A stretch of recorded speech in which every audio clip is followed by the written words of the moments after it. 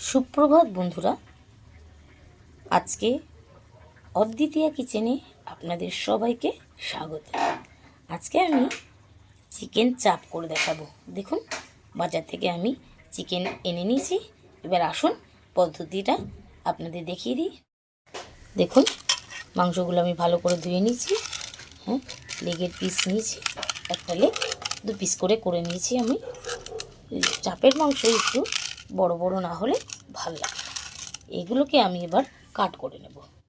দেখুন, মাংসগুলো আমি কাট করে নিয়েছি যাতে এর মধ্যে মশলাগুলো ঢুকে যায়। প্রথমে আমি মিক্সিতে নিয়ে নেব 2 চামচ পোস্ত, আর নিয়ে নেব 2 চামচ চাল মগজ, আর নিয়ে নেব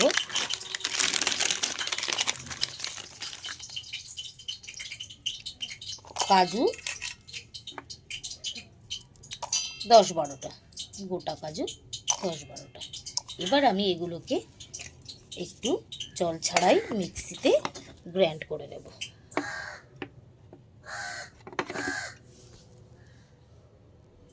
দেখুন, শুকনো খোলায় করে আমি এটাকে করেছি, কীরকম গুঁড়ো হয়েছে আর কাজুর তেল একটু বেরিয়েছে। এবার আমি এর মধ্যে একে একে দিয়ে দেব। আমি ডুমো ডুমো করে 2টো পেঁয়াজ কেটে রেখেছি,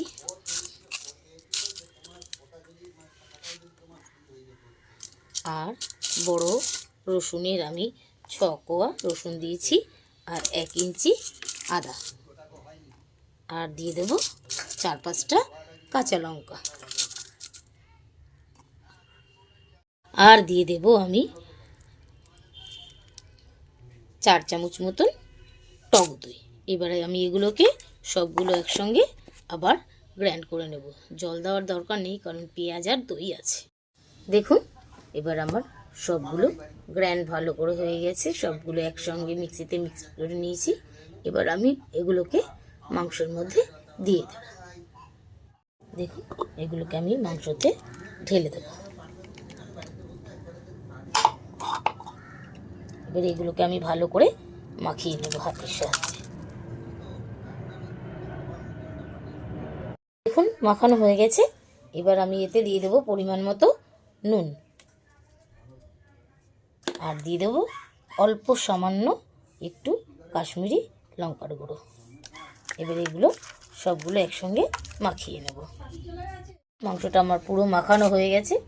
এবার আমি এর ভিতরে দেব 1 চামচ ব্ল্যাক পেপার আর একটু সাদা তেল,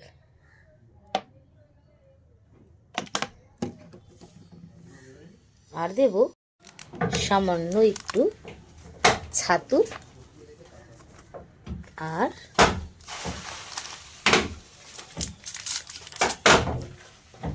সামান্য টক দই। এগুলোকে আবার ভালো করে আমি মিশিয়ে দেব। দেখুন, আমার পুরো মাংসটার মধ্যে সব ম্যাটেরিয়ালসগুলো আমি মিশিয়ে নিয়েছি। এবার আমি এটাকে মিনিমাম 2 ঘন্টা ম্যারিনেট করতে রেখে দেব। এবার আমি শুকনো খোলায় কিছু মশলা আমি ভেজে নেব। যেরকম একটু আমি নিয়েছি জায়ফল, দারচিনি, অল্প গোলাপ পাপড়ি, আর দিয়ে দেব শাহজিরে, শাহমরিচ আর এলাচ।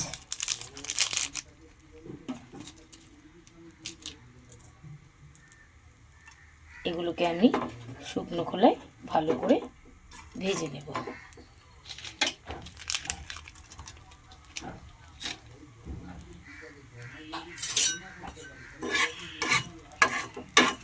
বেশি কড়া করে ভাজবো না, হালকা করে আমি ভেজে নেব যাতে ডাস্ট হয় ভালো করে। এই মশলাগুলো ভালো কড়া করে ভাজতে নেই, হালকা ভাজতে নেই। মশলাটা আমার ভাজা হয়ে গেছে। এবার আমি এটাকে গুঁড়ো করে নেব। দেখুন, মশলাটা আমার গুঁড়ো হয়ে গেছে। 2 ঘন্টা হয়ে গেছে ম্যারিনেশনে। আমি এবার এগুলোকে প্রসেসিং করব বা ভেজে নেব। প্রথমে আমি মাংসগুলোকে মশলা থেকে তুলে একটা পাত্রে রেখে দেব। দেখুন মশলাগুলোর থেকে মাংসগুলো আলাদা করে নিয়েছি। এবার আমি গ্যাসে একটা কড়াই বসিয়ে দিয়েছি।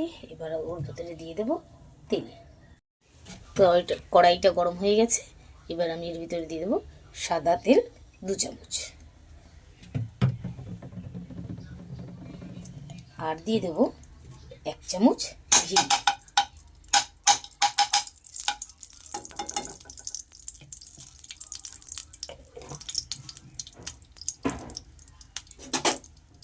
ঘিটা গরম হয়ে গেছে। এবার আমি একে একে মাংসগুলোকে ভেজে নেব।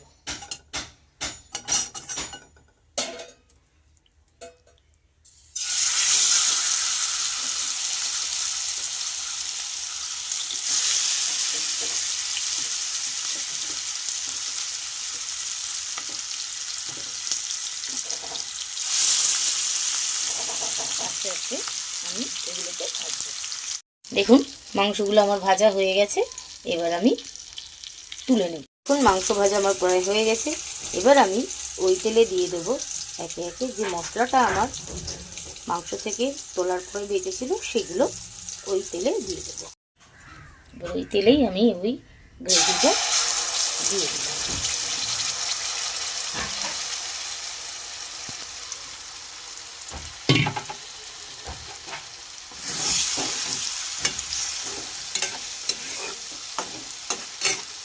ভালো করে নাড়বো। এর মধ্যে আমি একে একে দেখুন গ্রেভিটা আমার ফুটে গেছে। এবার আমি এর ভিতরে দিয়ে দেব সামান্য পরিমাণে একটু চিনি স্বাদের জন্য।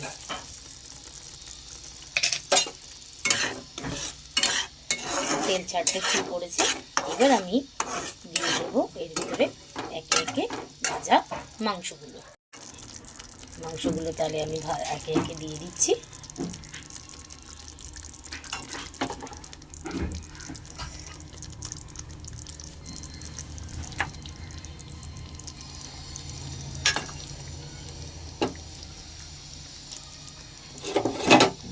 এবার এটাকে আমি চাপা দিয়ে আস্তে করে হতে দেব। দেখুন বন্ধুরা আমার মাংস তেল ছাড়তে শুরু করে দিয়েছে। এবার আমি ওটা এখনো হয়নি, হবে। তার আগে আমি এর মধ্যে দিয়ে দেব 2 ফোঁটা মিঠা আতর।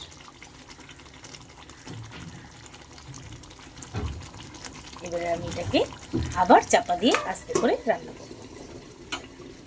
দেখুন বন্ধুরা আমার চিকেন চাপ প্রায় হয়ে গেছে। এবার আমি এটাকে নামিয়ে নেব। তবে বলবেন ঘরোয়া পদ্ধতিতে বানালাম চিকেন চাপ, কেমন লাগলো সবাই একটু কমেন্ট করে জানিয়ে দেবেন। ও শেয়ার করতে কিন্তু ভুলবেন না, সাবস্ক্রাইব করতেও কিন্তু ভুলবেন না।